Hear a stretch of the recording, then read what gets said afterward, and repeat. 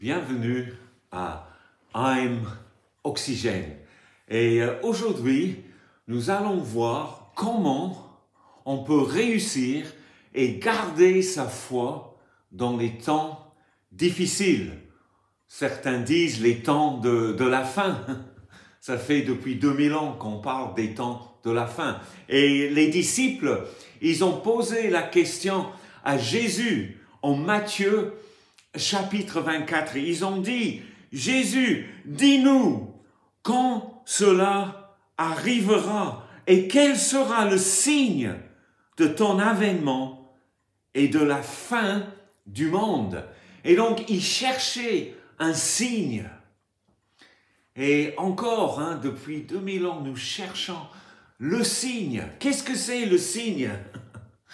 Et donc voilà, j'arriverai, mais peut-être c'est pas juste une question chronologique, mais c'est une question aussi de cœur et d'attitude. Et Jésus, il dit quelque chose en verset 12 de Matthieu 24, il dit ceci, « Et en raison des progrès de l'iniquité, l'amour du plus grand nombre se refroidira. » Waouh! Est-ce que ton cœur est froid? Est-ce qu'on est découragé? Est-ce qu'on est hébété par l'accumulation des choses difficiles? Et donc Jésus, il dit ici, il faut faire attention, parce que l'amour de beaucoup de gens va se refroidir. Il va avoir un vent glacial qui va souffler sur le cœur. Et le progrès de l'iniquité, le mal, mais ça veut dire le progrès de l'anomia, sans loi, ni loi, aucune justice, ça va progresser. Et donc comment garder son cœur enflammé, brûlant dans ces temps difficiles? Voici la question. Et encore, avec ce progrès de l'iniquité, Jésus, il définit cela. Il dit, il y aura des séductions, les faux Christ, une sorte de christianisme sans la croix et sans même Christ, une fausse religion. Et après, il parle des guerres et des bruits de guerre. Il parle verset 9, il dit, vous serez haïs de toutes les nations, une persécution. Et là, nous voyons encore la mention de ce mot nation, ethnie, ethnos en grec. Les nations, c'est pas juste les frontières, mais c'est les peuples. Et ce signe des derniers temps, ça commence à se définir. Nous serons haïs par les nations, par toutes sortes d'ethnies, une progression de la haine, une séduction pour haïr l'autre. Et donc là, Jésus continue encore. Et en verset 7, il donne un peu le programme du mal, en utilisant ce mot ethnos, ethnie. Une nation s'élèvera contre une nation et un royaume contre un royaume. Ah, ça c'est un grand enjeu. Ça c'est le projet, à mon avis, de l'ennemi dans ces derniers temps. C'est qu'un groupe ethnique se lève contre un autre groupe ethnique. Il y avait un écrivain, Samuel Huntington, il parlait beaucoup le choc des civilisations, surtout après la chute du rideau de fer. Le choc des civilisations, une religion contre une autre religion, un peuple contre un autre peuple, une langue contre une autre langue. Le choc des civilisations. Mais est-ce que c'est ça le signe des derniers temps? Est-ce qu'on doit se décourager à cause de cette haine, à cause de toutes les catastrophes naturelles, les tremblements de terre, les famines? Qu'est-ce qu'on doit faire? Jésus, il essaie d'encourager les disciples.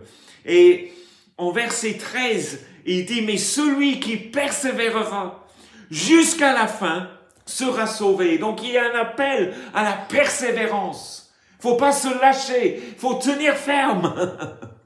Mais c'est difficile quand il y a un poids sur nous, mais il faut supporter le poids de l'iniquité quelquefois. C'est pas juste vite fait, c'est pas instantané cette victoire, il faut persévérer dans les derniers temps. Mais il y a plus que la persévérance. Et comment réussir, comment avoir la joie même dans ces temps difficiles? C'est pas juste la persévérance. Et avec ce signe des nations, Jésus parle d'une bonne nouvelle. Il y a une bonne nouvelle au milieu de toute cette mauvaise nouvelle. Et cette bonne nouvelle est le signe ultime de la fin. Et donc, qu'est-ce que c'est cette bonne nouvelle? Qu'est-ce que c'est ce signe?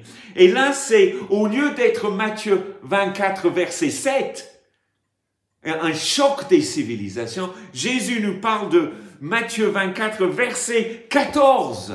Et ça, c'est l'évangélisation des nations. Cette bonne nouvelle du royaume sera prêchée dans le monde entier. Amen. Pour servir de témoignage à toutes les nations, tous les groupes ethniques. Alors viendra la fin.